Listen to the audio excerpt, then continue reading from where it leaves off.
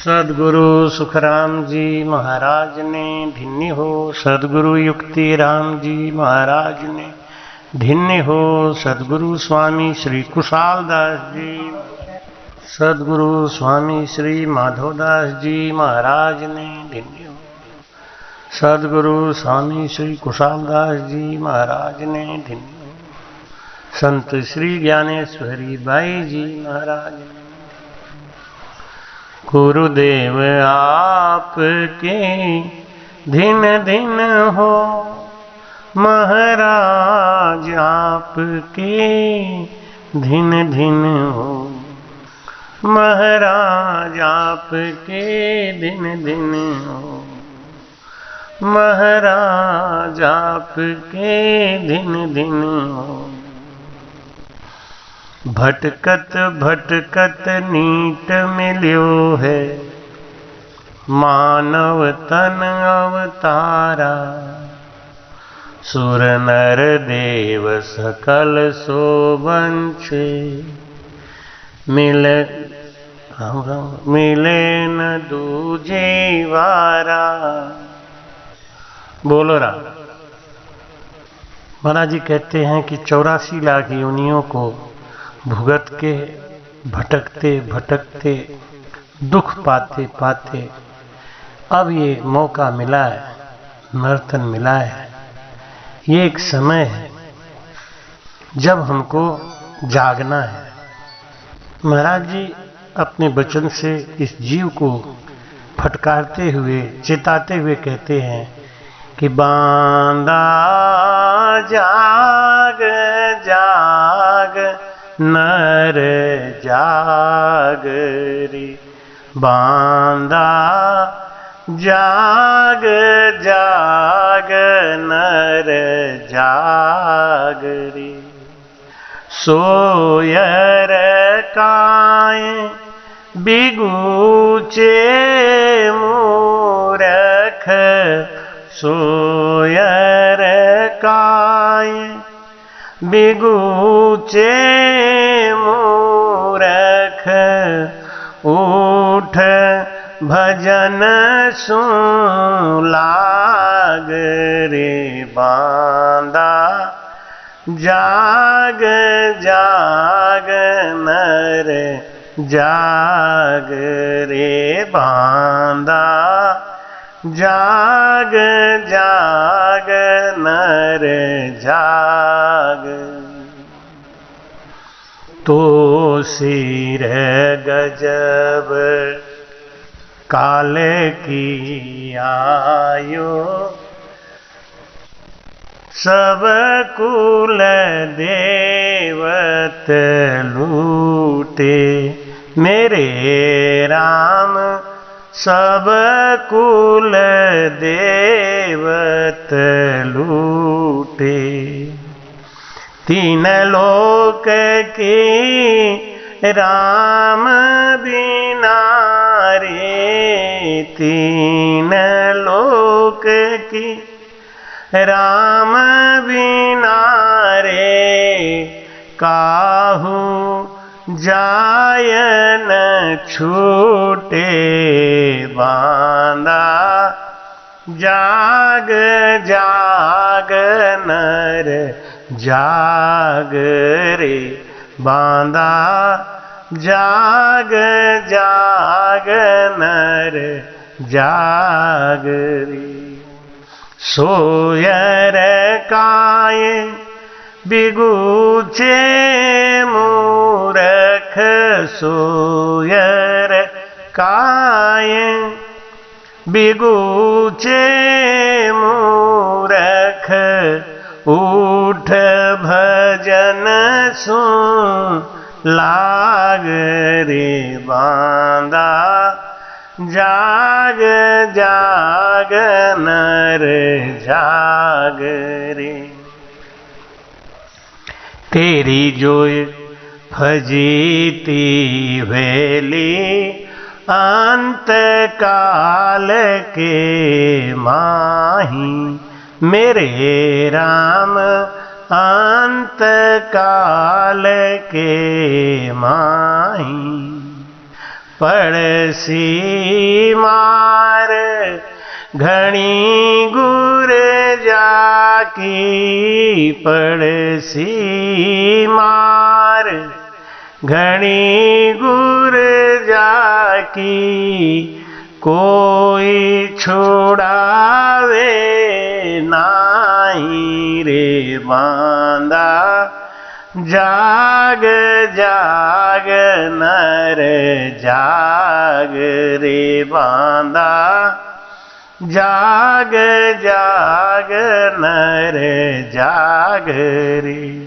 सोयर काय बिगूचे मूरख, सोयर काय बिगूचे मूरख, उठ भजन सुन लाग रे बांदा, जाग जाग नर जाग रे बांदा, जाग जाग नर जाग रे बांदा, जाग जाग नर जाग। नरक कुंड दोजख दुख भारी, परत कयो न जावे मेरे राम, परत कयो न जावे। गर्भवास में ऊंधो तेरे, गर्भवास में ऊंधो तेरे, झीना बहुत दुख पावे रे बांदा, जाग जाग नर जाग रे बांदा, जाग जाग नर जाग। चेते क्यों न अचेतन अंधा, क्यों जीत्योड़ो हारी, मेरे राम क्यों जीत्योड़ो हारी। कहें सुख राम बाजती तर ज्यों, कहें सुख राम बाजती तर ज्यों, राम राम जम तो ही पटक पिछाड़े रे बांदा, जाग जाग नर जाग रे बांदा, जाग जाग नर जाग रे। सोयर काय बिगूचे मूरख, सोयर काय बिगूचे मूरख, उठ भजन सुन लाग रे बांदा, जाग जाग नर जाग रे बांदा, जाग जाग नर जाग। सद्गुरु सुखराम जी महाराज ने महाराज जी हम जीवों को चेताते हुए कहते हैं कि बांदा जाग जाग नर जाग रे। अब हमको लगता है हम तो जगे हुए हैं, फिर हमको महाराज क्यों जगा रहे? हम तो सोए है ही नहीं। हम तो सुबह 7 बजे उठ गए कि 4 बजे उठ गए कि 3 बजे उठ गए। एक उठना ये भी है, शाम को सो गए 9 बजे 8 बजे और सुबह में 3 4 5 बजे तक उठ गए, तो हमें लगता है कि हम तो जाग गए। फिर महाराज ये क्यों कह रहे हैं कि बांदा जाग जाग नर जाग रे? कौन सोया है, इसका हमें भेद समझना है। कबीर साहब कहते हैं, सोया है तो गया 84, जागा है सो जग जीता, रामानंद का कहे कबीरा, मझले मझले जाए पहुंचा, हे जी। सोया है तो गया 84। कौन सोया है और कौन सी नींद में सोया है? महाराज जी अपने वाणी जी में समझाते हैं, माया मोह भरम की रजनी, सूता जीव अघाई।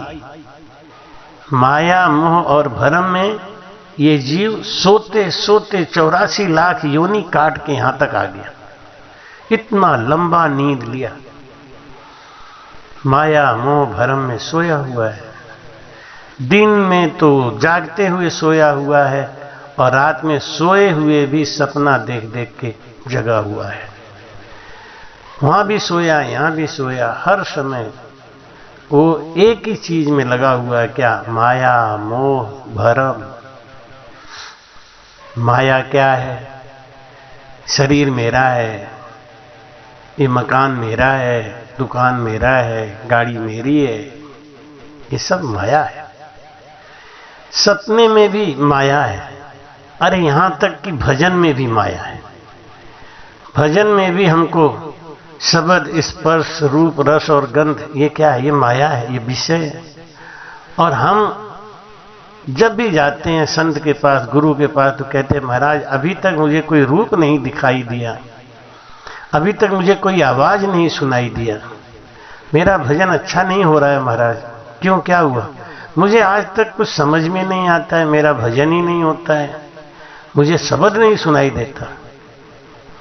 शब्द ये 3 लोक की भक्ति में सुनाई देता है, यानी शंखनाल की भक्ति में होता है, ध्वनि होती है, लेकिन वो बंकनाल के भेद में नहीं होती,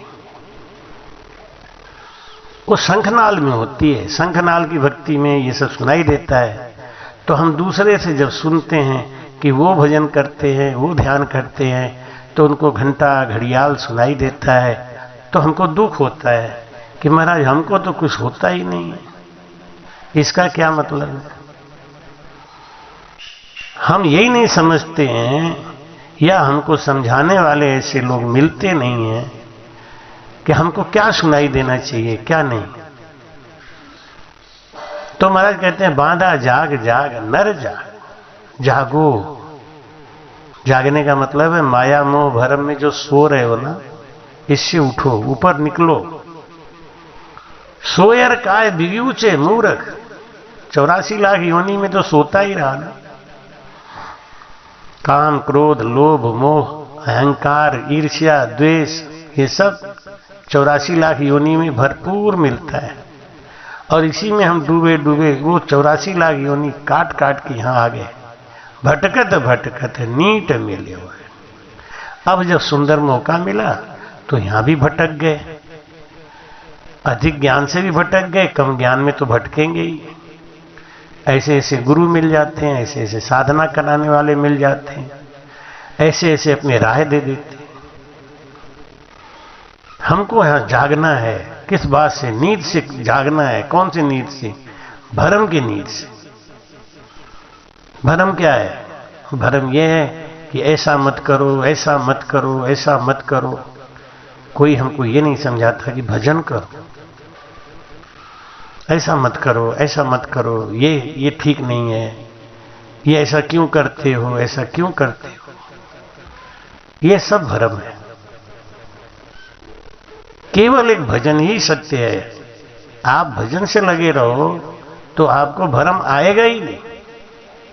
हम सब समझ जाएंगे, अरे इससे क्या हो जाता है, हमको सब समझ में आ जाता है।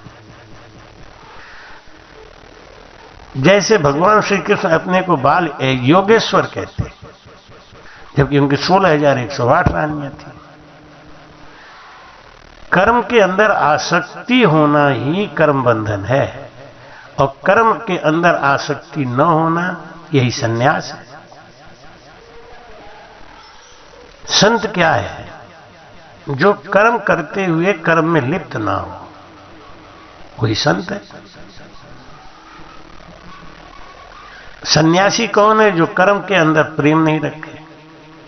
शरीर है तो कर्म तो करना ही पड़ेगा, भोजन बनाना पड़ेगा, भोजन खाना पड़ेगा, भोजन के लिए अन्न जल की व्यवस्था करनी पड़ेगी, अन्न जल की व्यवस्था करने के लिए पैसा कमाना पड़ेगा। तो महाराज कहते हैं कि आगे धंधा पीछे धंधा, धंधा माही धंधा है, धंधा में जो राम सुमर ले सो साहेब का बंदा है। तो बांधा जाग जाग नर जाग, जाग जाओ। सोयर काय बिगिल से मूर्ख, 84 लाख योनि में तो सोता ही रहा मूर्ख। अब क्या करो? उठ भजन सु लाग। 84 लाख योनि में भजन नहीं हो सकता, ये सांसों सांस सुमिरन नहीं हो सकता, ये केवल इसी नर्तन में हो सकता है। इसलिए महाराज कहते हैं कि अब ये मौका मिला है तो अब जाग जाओ। खाली प्रवचन करके दूसरों को खाली ज्ञान देने में माहिर मत बनो, अपने भजन में माहिर बनो। तो सिर गजब काल की आई, महाराज कहते हैं कि तो सिर गजब काल की आई, सब कुल देवत लूटे। ये सब हमारे जितने भी आसपास है, जितने भी आन उपासना है, ये सब हमको लूट रहे हैं, हम केवल समय गंवा रहे हैं।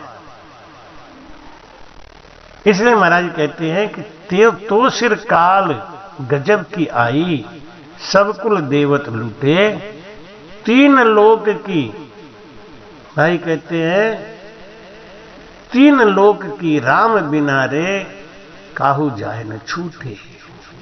ये तीन लोगों का जो प्रेम है, तीन लोगों का जो बंधन है, ये बिना भजन के नहीं छूटेगा, राम बिना नहीं छूटे। जैसे हंस के चोंच से ही दूध और पानी अलग हो सकता है, कौआ मोर के चोंच में भी चोंच तो है, खाने का गुण तो है, लेकिन वो दूध और पानी को अलग करने का गुण नहीं है।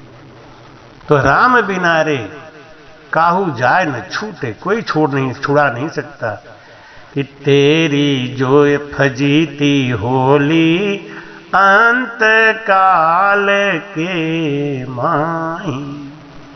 ये जीव है ना, कर्मी नर का जो जीव है इस तन में ऐसे फंसा हुआ है जैसे सर का बाल आटा में फंस जाता है। सर का बाल आटा में जब फंस जाता है तो उसको निकालने के लिए आटे को जोर जोर से गूंथना पड़ता है, पानी डाल डाल के गूंथना पड़ता है और धीरे धीरे खींचना पड़ता है, उसको निकालना पड़ता है।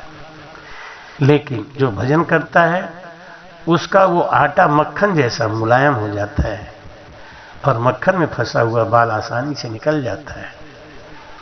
भजन करते करते हम अपने तन को इतना पका लेते हैं कि अंत समय में हमको लेने आने वाला जो पार्षद है उसको कोई तकलीफ नहीं हो, ये जीव आसानी से उसके संग चल देता है।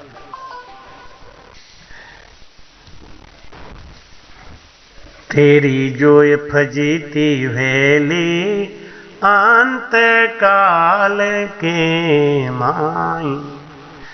अंतिम समय में जो ये जीव शरीर को छोड़ता है तो महाराज कहते हैं जन्मत मरक दुसह दुख हुई। उस दुख और उस कष्ट को काटने के लिए हमको दिन रात राम नाम से लगे रहना चाहिए। महाराज कहते हैं कि तेरी जो फजीती होली अंत काल के माही, पड़सी मार घनी गुर जाकी, अब कोई छुड़ावे नाही रे बांदा। जाग जाग नर जाग, पड़सी मार घनी गुर जाकी, कोई छुड़ावे नहीं। वो सफर तो आपको अकेले ही करना पड़ेगा। भाई कहते हैं कि दुख से मत घबराना बंदे, ये जग दुख का मेला है। और चाहे भीड़ बहुत अंबर पर, उड़ना तुझे अकेला है, उड़ना तुझे अकेला है। अकेला ही जाना पड़ेगा, कोई छुड़ावे नहीं। और वहां जब कर्मों का लेखा होगा तो एक एक तिल तिल का लेखा पूछ पूछ के और खड़ी मार गुर्जा की पड़ेगी, तब क्या होगा? तब आपसे उत्तर मांगा जाएगा। तो ये जीव उत्तर क्या देगा कि हमने बेटा के लिए किया था? तो वो पूछते हैं कि बेटा क्या तुम्हारा था? परिवार क्या तुम्हारा था? पति क्या तुम्हारा था? पत्नी क्या तुम्हारा था? अरे ये तो तुमको एक रिश्ता जोड़ के संसार में सुखपूर्वक रहने का साधन दिया था, और तुमने तो साधन को ही पकड़ लिया। साधन से अपने गंतव्य पे नहीं गए, अपने मंजिल पे जाना चाहिए था। ये परिवार है, ये घर है, ये शरीर है, इसको साधन बनाओ, इसको अपने लिए साधन के साथ प्रयोग करो। जैसे मोटरसाइकिल और कार होता है, उस पे बैठ के हम अपने मंजिल तक जाते हैं, ऐसे ही हमको ये साधन बना लेना चाहिए, ना कि इन साधन में ही फंस के बैठ जाना चाहिए। तो नरक कुंड दो जख दुख भारी, परतक्ष कयो नहीं जावी। नरक कुंड का दुख कितना भयानक है, ये कोई वर्णन करने लायक नहीं है। महाराज जी कहते हैं, गर्भवास में ऊंदो तेरे, झीना बहुत दुख पावे। गर्भवास भी एक नरक है, जिसमें 9 महीना ये जीव पड़ा रहता है। उसको कीड़े मकोड़े काटते हैं, गरम गरम पानी में उसकी सिकाई होती रहती है, उसी में पक के उसका शरीर बनता है। शरीर बनते समय और शरीर बिगड़ते समय भी बहुत दुख होता है। गर्भवास में जब शरीर बनता है तो भी हमको बहुत दुख होता है, ये जीव बहुत दुख पाता है। माता जो अन्न खाती है, चरपरा, तीखा, मीठा, खट्टा, वो सब उस जीव को अनुभव होता है और उसकी चमड़ी उससे जलती है। इसलिए महाराज कहते हैं कि ऐसा कोई जतन कर लो ना कि 84 में जाना ही नहीं पड़े। ऐसा कोई समय रहते अपना इंतजाम कर लो कि इस जीव की कोई कदर करे, और जब ये जीव यहाँ से जाए तो वापस नर्तन में आए, 84 में ना चला जाए। चेते क्यों ना अचेतन अंधा, क्यों जीत्योड़ो हारी। मेरे राम क्यों जीत्योड़ो हारी। ये नर्तन मिला है, ये जीता हुआ समय है, इसको हारो मत। काम, क्रोध, लोभ, मोह, अहंकार के लिए 84 लाख योनि बहुत पड़ी हुई है, बहुत लंबी है। उसमें खूब ढेर सारा भोग मिलेगा, दुख मिलेगा, सुख मिलेगा। वो सब नर्तन में क्यों ले रहे हो? अगर गड़बड़ हुआ तो लेने के लिए बहुत समय है, चिंता मत करो। लेकिन इन दुख सुख में फंस के इस जीवन को बर्बाद क्यों करते हो? चेते क्यों न अचेतन अंधा। महाराज कहते हैं, आंधो आंधो मत कहो, आंधो वो नहीं होए। आंधो तो सुख राम कहे, और राम नदी से कोई। जिसको संत से प्रेम नहीं है वो अंधा है, जिसको सत्संग से प्रेम नहीं है वो अंधा है, और जिसको राम नाम से प्रेम नहीं है वो अंधा है। इस संसार में आके उसके आंखों के ऊपर माया की पट्टी ऐसी लगी है, वो अंधा संतों से बिदकता है, संतों से दूर भागता है, संतों के ज्ञान से दूर भागता है। कहे सुख राम बाजती तरह ज्यों। बाज, जैसे बाज होता है ना, बाज पक्षी, वो तितर अपना नीचे खुदुक खुदुक खुदुक खुदुक उड़ रहा है, खुदुक खुदुक उड़ रहा है, जा रहा है, और ऊपर से बाज आया और झपट्टा मारा और लेके चल दिया। ऐसे ही ये काल इस जीव को पटक के, अचानक मार के अपने बस में कर लेता है। तो महाराज कहते हैं कि बांधा जाग जाग नर जाग, समय रहते चेत जाओ, कोई सतगुरु का शरणा ले लो और सतगुरु का शरणा लेके तन मन धन वचन सब उससे समर्पित हो जाओ। अब हानि लाभ मत देखो, समय बहुत गुजर गया है, थोड़ा समय रह गया है, बहुत गई थोड़ी रही थोड़ी बीती जाए, बहुत बीत गया है थोड़ी रह गई है, थोड़ी भी बीती जा रही है।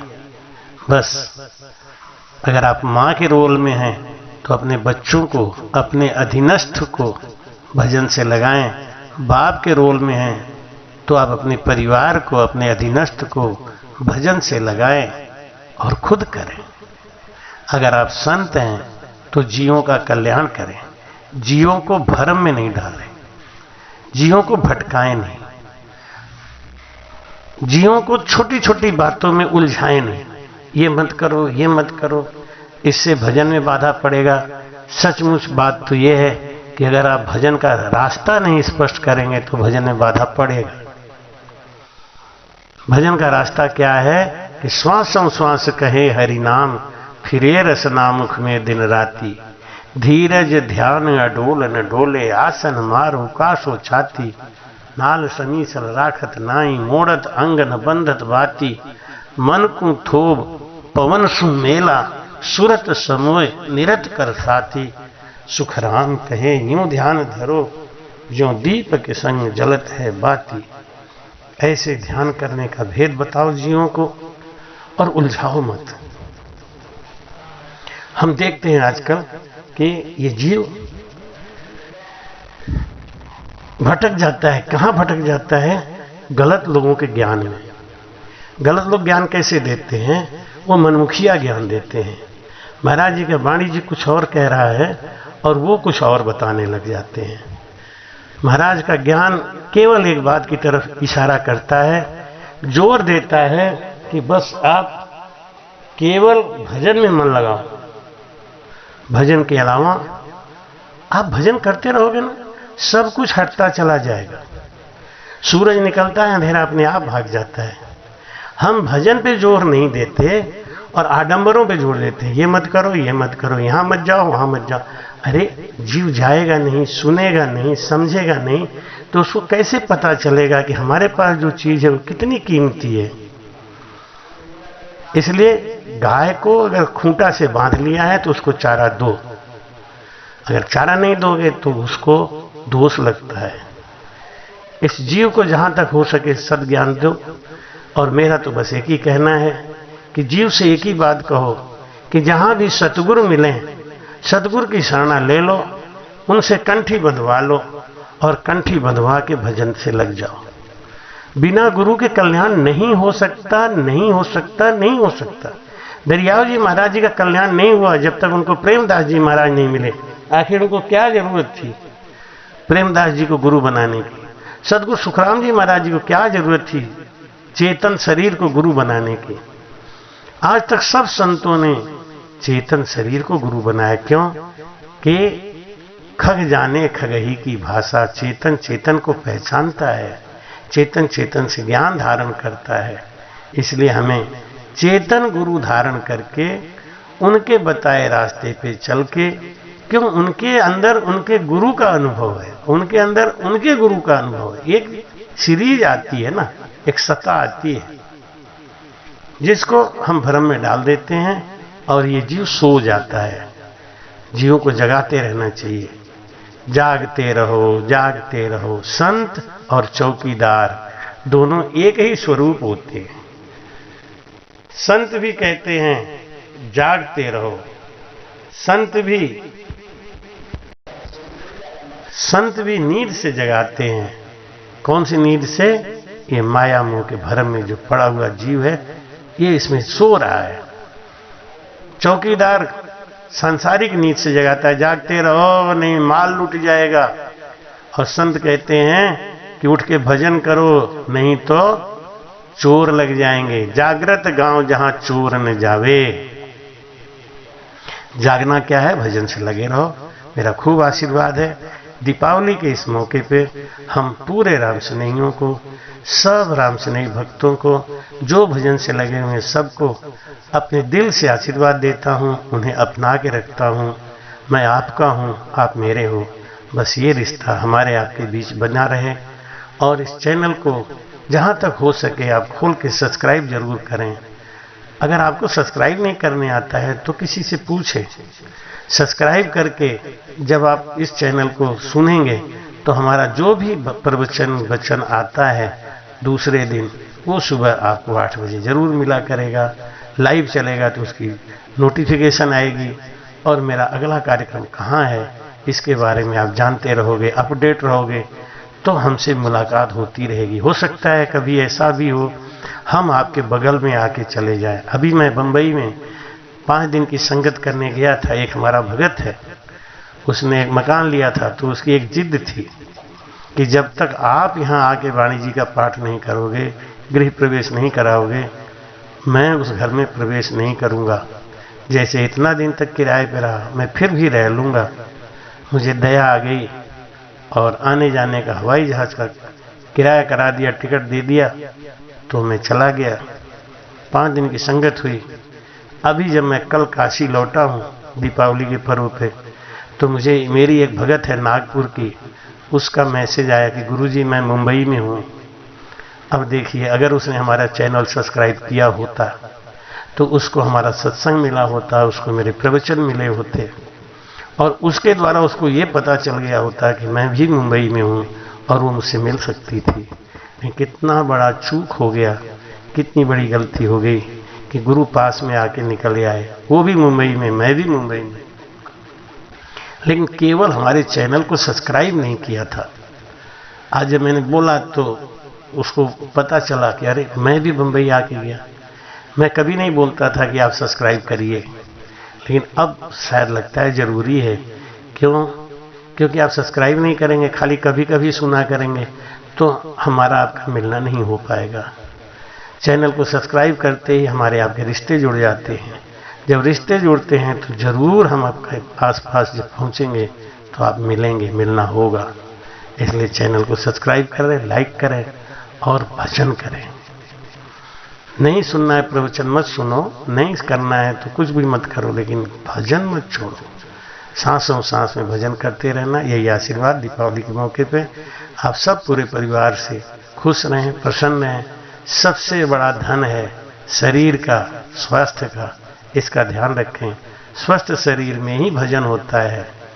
जो अपने शरीर का ध्यान नहीं रखता वो भजन क्या करेगा। इसलिए जहाँ तक हो सके अपने शरीर का ध्यान रखें, शरीर की सुरक्षा करें। आराम। फिर आपको कल से हमारा सत्संग है बनारस एयरपोर्ट के पास में एक जगह है फूलपुर, जहाँ पे मिश्रा परिवार में हमारा एक सत्संग चलने वाला है। जो भी है वो आपको सत्संग सुनने को मिलेगा। और 3 दिसंबर से 9 दिसंबर तक जोधपुर के पास, मकराना के पास एक स्थान है बोरावड़ गांव, उस गांव में हमारा संगत है। 3 दिसंबर से शुरू होगा और 9 दिसंबर तक चलेगा। 9 दिसंबर को उत्सव भंडारा विश्राम हो जाएगा। अगर आपको ये सत्संग मिला है और आप उसके आसपास रहते हैं तो बोरावड़ गांव मकराना के पास जरूर आएं। कृपया चैनल को सब्सक्राइब करना ना भूलें। राम राम।